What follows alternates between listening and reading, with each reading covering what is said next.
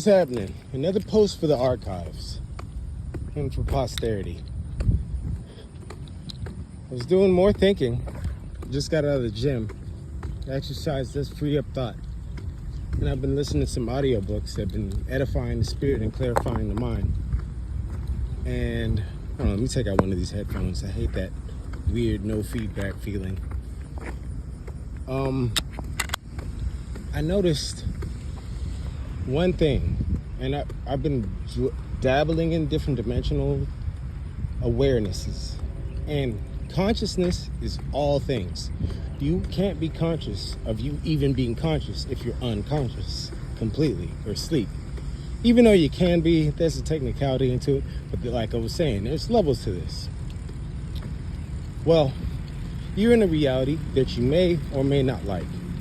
And the reason why you don't have full control of said reality as you would like to and throw tantrums against is because you're not fully conscious of the reality that you don't even want to be in, or you're not sure what you want to be in. You don't even know what reality you're in fully to know if you like it or don't like it. That's the irony of it. So, example, say you're a person or a people or whatever. Like, for example, I'll even pick something that I don't even like and show you how relatable it is. That's ungodly, that has no place in this world, even though it still has a place in this world. I'll show you how consciousness works from other beings that frankly don't naturally fit in with nature. A lot of white males hate homosexuals and transgenders. I don't even like it. Like, we're kind of in an agreement. I don't hate them, though. I want them to come back to God. I don't want them dead, unlike white people that want everything dead. But, you know what I mean? I really dislike the shit they do.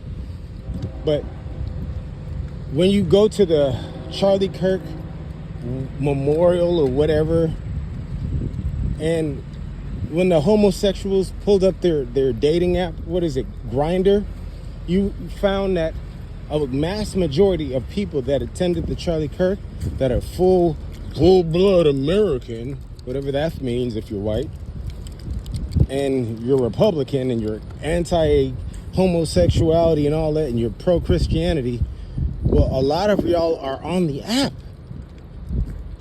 So you hate what you are? The reality is that they want to be what you are. So they hate that they aren't. And they're trying to. And I don't agree with any of this shit. So, standing now from my first person view, if someone is hating on you,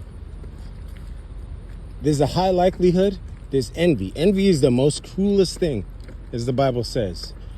Or there's hatred. I'm not envious. Tell that to Republicans that are homosexual on the low, that aren't brave enough to at least call it out for what it is. Call it out, be separate, be set apart. At least be over there. We can't hate you if you're being honest. Honest is honest. Well, we can dislike what you do, but we can't hate you for being open.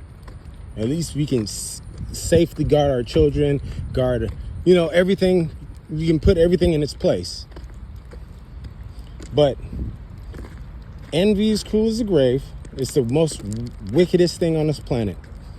And they see you, even if that's in the most dysfunctional manner. I'm using it in that example with that Charlie Kirk and a lot of white people. They see you as above them in courage and fortitude and spirit and energy. They see you they see you have an upper footing above them.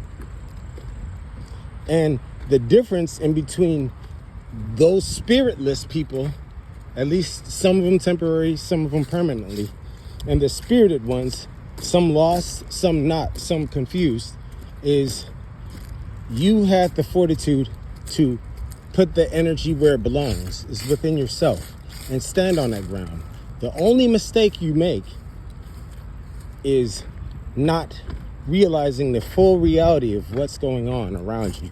That full reality is those people over there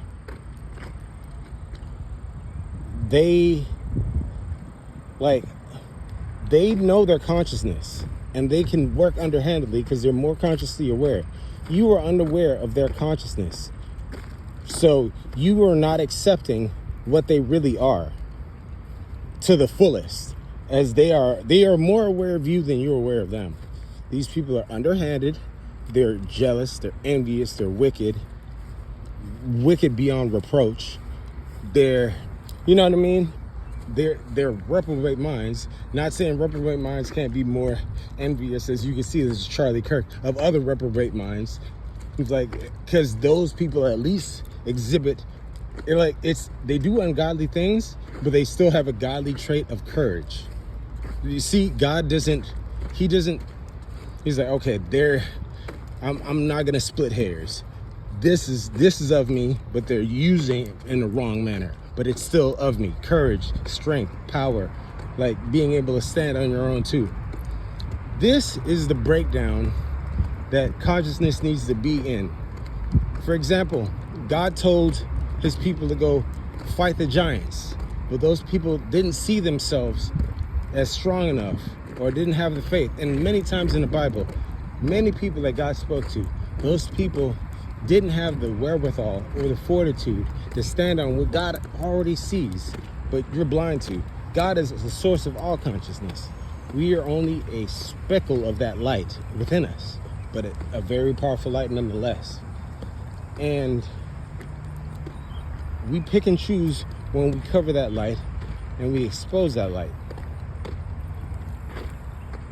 Now, all I'm recommending, and that's if you have a spirit, which now, trust me, more than half, and I'm being generous, do not have a spirit. They're filler. I'm not gonna hold my tongue, because all I'm gonna get is an NPC response, if anything at all. Back in the earlier days, I used to have a response. That was when I was only semi-awake and aware and willing to respond to the bullshit that's going on. The more conscious you're aware, the deeper the tactics are to keep you asleep, because the more power you have at your own steering wheel. But that being said, put your works in action, because again, the Bible says faith without works is death. And take a look around and see how everybody's getting down.